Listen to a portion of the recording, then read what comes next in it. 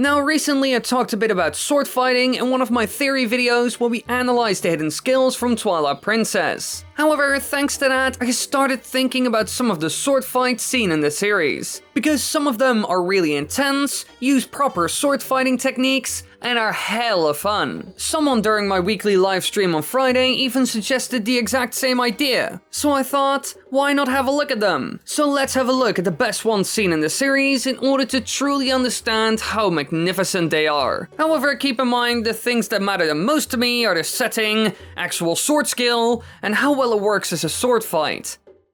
Number 5.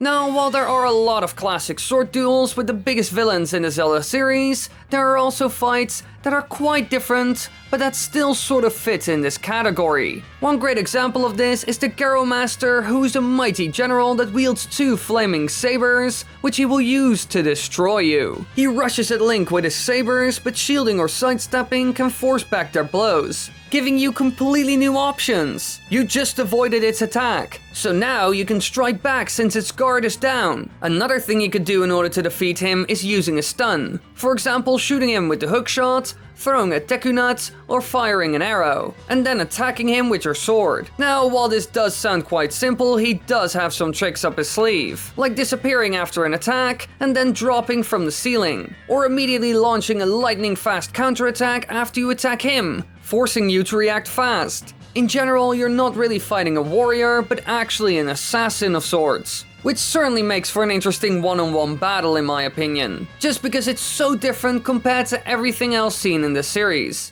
And if you aren't very careful in your approach, it can be challenging to beat him, just because he is so extremely fast and has a lot of unexpected counterattacks. So while this isn't your classic knight versus knight battle, it does bring something new and exciting to the table, especially when you first walk into the arena and he looks down on you. That is a great way of creating a tense atmosphere in seconds. Number 4. Now, while Demise was the first person we took on in a one-on-one sword duel, it certainly wasn't the last, because Ganondorf kept on coming back time and time again, being skilled in both magic and melee combat. And so we also ended up facing him in one unique and badass setting, a drowning Hyrule that was getting swallowed by the Great Sea. I'm of course talking about the last battle scene in the Wind Waker, where Ganondorf missed his opportunity to use the triforce, just because the former king of Hyrule was a little bit faster. And so the wish ended up being for the destruction of Hyrule. And so in a fit of madness, Ganondorf attacks Link with all his might. However, since he has the Master Sword at its full power, Link and Zelda battle him as Hyrule floods around them. And eventually you deal the final blow to Ganondorf, stabbing him through his head and turning him into stone. Now this entire battle is filled to the brim with intense sword fighting action, since Ganondorf is for sure angry, so he plays it all quite offensive, while Link just has to deal with this towering behemoth, dodging as many attacks as he can so he won't die. Now overall this is a very free-form fight. There are no rules and both you and the King of Evil are going completely crazy, jumping around the place and slashing and cutting at you. It's as hectic as a sword fight can humanly get, and that's a problem to an extent. It's just too chaotic in my opinion, which kind of takes away from the whole realistic sword fighting vibe it's going for. Although it's not bad to be honest. The setting is very cool and you're completely free in how you take on this huge challenge. So this fight certainly did some things better, giving you the option to use all of your sword fighting attacks, with some working better than others of course. But I do like it a lot. Number 3. Now for a battle that everyone remembers, and that also tries to be the best sword duel in the game's history. But it's kind of a hit and a miss to be honest. I'm talking about the fight with Demise, where motion controls were there to make it feel like a real life battle. Nah, who am I kidding, the motion controls were nowhere near good enough for that, but hey, they tried. So while it doesn't work flawlessly, it is tough. Especially getting through Demise's guard can be difficult. However, you do have some quite fitting options for such a duel, since you can quickly defend yourself with a shield attack when Demise strikes. This leaves him open for a bit, allowing you to attack. And I gotta say, all of this is really cool and works well for a sword fight. But eventually, he'll be thrown backwards, seemingly defeated, but will then rise up and summon a storm. And this is kind of of where the game loses me. The first part is really cool, since you need to actively block and counter his attacks, look for some sort of opening, and way more. It would have been cool if something like this would go on for another round at least, but instead the skyward strike becomes your main way of dealing damage. A bit of a missed opportunity. Otherwise, it could have easily ended up way higher, but instead it turns into a skyward strike minigame. With this move you can just paralyze Demise, making him vulnerable to attacks, which I find a bit lackluster, as you can imagine. So while the fight is pretty cool and does some things really well, it also has some real problems, which they could have solved if they just added some more rounds of real sword fighting, figuring out with some light attacks what his weak point is, and then exploiting that. It would have been quite easy to add this even. Just let Demise switch between a couple of different sword fighting stances and styles, all with their own strengths and weaknesses. Hold on a second, now that I think about it, I should have just put the last fight with Girahim here. Who wrote this script? Oh, I did? Well, whoops. I guess we'll leave it at an honorable mention then. Like, a really important one, now that I think about it. Number 2.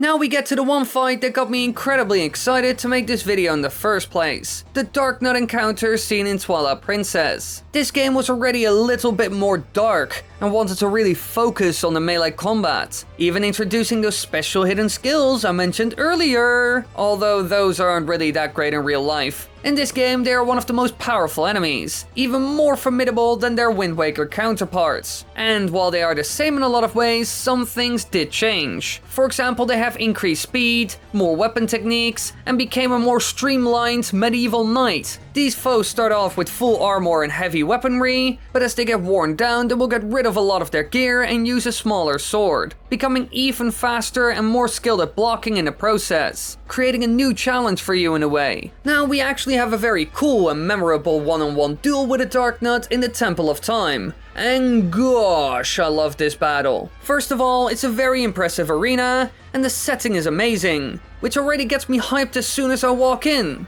And then when we take a look at the Dark Nut, we can actually see him use some legit sword fighting stances and techniques. One great example is how he holds his shield and sword, weapon at the back ready to strike, while his shield holds Link at bay and can stomp any incoming attacks. Although he also makes mistakes, because when he swings, his shield is nowhere to be seen, leaving him open for a counterattack. But in general, it's a great fight, and one of the best duels you have in Twilight Princess. Although it can be a bit easy if you know how to deal with them. However, there's still one encounter in the game that's even better. Number 1.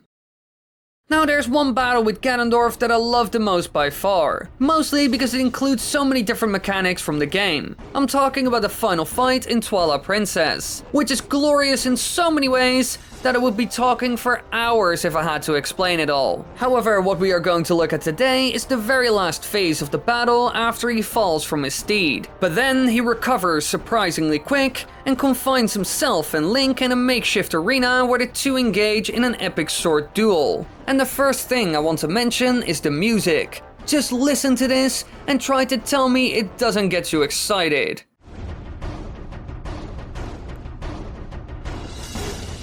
So the setting is already amazing and certainly makes me hyped, although I will say that it can be an incredibly easy fight if you have a lot of experience with the game. For example, the fishing rod can be used to distract him, which is a bit of an Easter egg, but it does make it a whole lot easier. However, if you just fight him in a normal way without using any cheap tricks or shortcuts, it's actually a very satisfying fight. He responds fast to any attacks, can do certain surprising counter moves like jumping behind you, and even perform some cool combos like an elbow to the face followed by a white slash. This is also the moment where the hidden skills shine, being great counters to his moves. And then we get to the best thing out of all, the sword clash. Now, while it isn't very realistic, since you would normally redirect the person who pushes with his blade, causing him to shoot forward, giving you the option to strike his back, it does look cool. The whole thing also makes for quite a tense standoff, which does fit perfectly with the whole final battle with the evil king himself thing.